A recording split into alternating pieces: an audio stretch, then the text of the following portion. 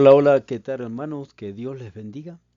Nos disponemos a hacer un breve análisis acerca de la palabra de Dios según nos lo enseña la segunda carta del apóstol Pablo a Timoteo, capítulo 3, verso 16 al 17. Y luego de hacer una breve exégesis, buscaremos una aplicación pedagógica en nuestro caso, en lo que concierne a la enseñanza eh, y todo el aspecto referido al mundo académico. Entonces, dispongámonos en el nombre del Padre, del Hijo y del Espíritu Santo. Dice la palabra de Dios que toda la escritura es inspirada por Dios y útil para enseñar, redarguir, corregir, instruir en justicia, a fin de que el hombre de Dios sea perfecto, enteramente preparado para toda buena obra, según la versión Reina Valera 1960. Entonces, lo primero que tenemos que decir que el autor es Pablo. Pablo que es en una de sus últimas cartas antes del martirio y el destinatario es aquel joven griego Timoteo que era líder en la iglesia de Éfeso.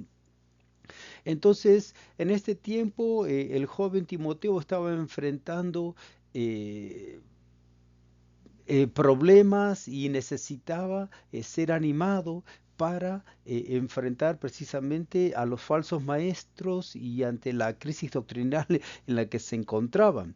Pablo subraya entonces la necesidad de permanecer afincados, afirmados en la Sagrada Escritura, que es el fundamento frente a la corrupción cultural y doctrinal que se estaba viviendo, tanto en esa época como en esta época. Para nosotros educadores, entonces, en el mundo académico pluralista en el que nos encontramos, este texto afirma la centralidad de la palabra de Dios como fuente epistemológica y ética. Y esto es importante porque si a la hora de dialogar y buscamos afabilidad, buscamos apertura, pero no negamos quiénes somos, somos cristianos con nuestro fundamento en la palabra de Dios. Y esto es lo que recordaba Pablo a Timoteo y también a nosotros educadores. Entonces, ahora, eh,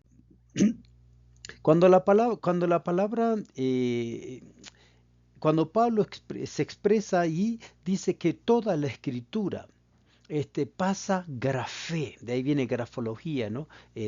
Escribir o graffiti, grafé. Se recibe, bueno, en este tiempo se hablaba y se pensaba, cuando él dice pasa grafé, es toda la escritura. ¿eh? Eh, Después dice que es inspirada, soplada, theos neustos, o sea, soplada, ¿verdad? En donde el Espíritu Santo inspira al escritor sagrado, que se dice el agiógrafo, grafo, escritor y agio santo. El escritor santo lo inspira, entonces desde la personalidad del escritor y con la inspiración divina se plasma la voluntad de Dios para nosotros. Ahora también dice que es útil, ofélimos, que es provechosa. Y esto porque es la palabra de Dios, que si Dios inspira vida también en nosotros, en todas nuestras realidades, en todas las situaciones que nos toca vivir. También en el área pedagógica. Como dice el apóstol Pablo, también sean santos en toda vuestra manera de vivir, en todo, en todas las áreas. Ahora dice, para que el siervo sea completo, apto, artios en griego, ¿verdad? Indica una madurez eh, y también una integridad, en donde la persona que enseña sabe lo que está haciendo porque está capacitado y está sólido, sólido en lo que está haciendo. Dice, equipado plenamente. Entonces, aquí es la imagen de un artesano con todas las herramientas para su oficio. Entonces, no solo sabe lo que tiene que hacer, tiene conciencia de lo que está haciendo, sino que también tiene todas las herramientas. Y la palabra de Dios nos da herramienta para todas las realidades que nos tocan vivir en donde nos desenvolvemos. Entonces, luego de este análisis léxico y sintáctico, breve por cierto, eh, entonces nos disponemos a ver este aspecto pedagógico de la palabra. Entonces, aquí hay 4 puntos, 4 funciones educativas que podemos extraer de este versículo. Primero, que la palabra eh, es útil, dice, para enseñar. O sea, la transmisión verbal objetiva. Ahí nos fundamos, nos fundamentamos. Ahora dice que también es útil para redarguir, es decir, para refutar el error, y para desarrollar el pensamiento crítico. Esto es clave en nosotros educadores, porque podemos ver dónde están los errores, pero también desarrollar un pensamiento crítico, no solo en nosotros, sino también en la responsabilidad que tenemos con nuestros estudiantes. Como hay un profesor que tuve alguna vez que me decía, el que dice lo mismo que yo le pongo 0 por repetir y no pensar, porque yo tal vez estoy equivocado, decía el profesor.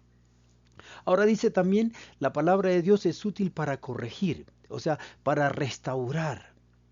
La corrección se hace para restaurar. Una evaluación, cuando uno lleva a cabo una evaluación, es para ver en qué aspectos está correcto y qué aspectos necesitan mejorarse.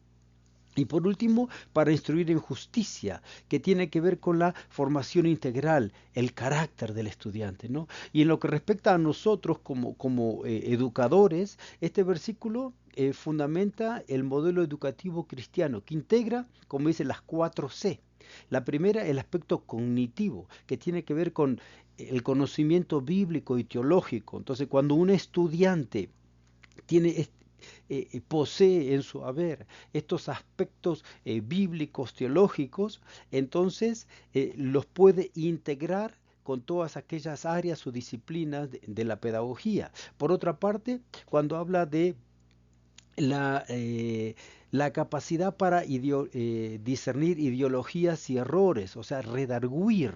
Entonces, tiene que ver con la crítica. O sea, uno cuando hace un comentario crítico, por ejemplo, aquel famoso esquema de las 3Q, ¿qué dice? ¿Qué me dice? ¿Y qué digo yo? Primero entender qué dice el autor, segundo, qué me dice a mí, qué me hace pensar, sentir, imaginar, y por último, bueno, ¿qué utilidad tiene esto? ¿Qué aplicación?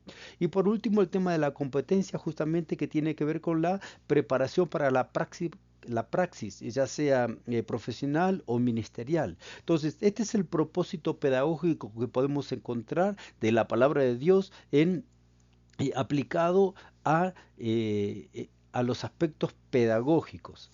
Ahora, hay 3 implicancias teológicas y educativas que se desprenden de este versículo. Por un lado, que la escritura es el criterio último frente al relativismo académico.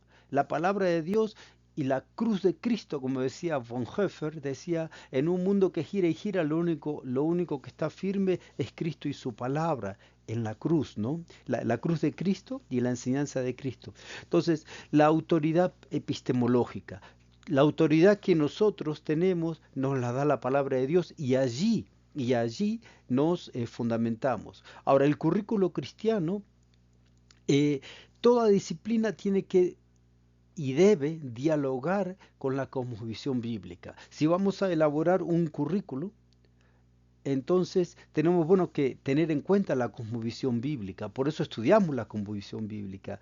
Y por último, lo que decimos que es la evaluación formativa, no solo para medir conocimientos, sino también la transformación integral de nuestros estudiantes. Y estas son las implicaciones teológicas y educativas si entendemos que la palabra de Dios es útil y en ella nos fundamentamos porque está inspirado en Dios.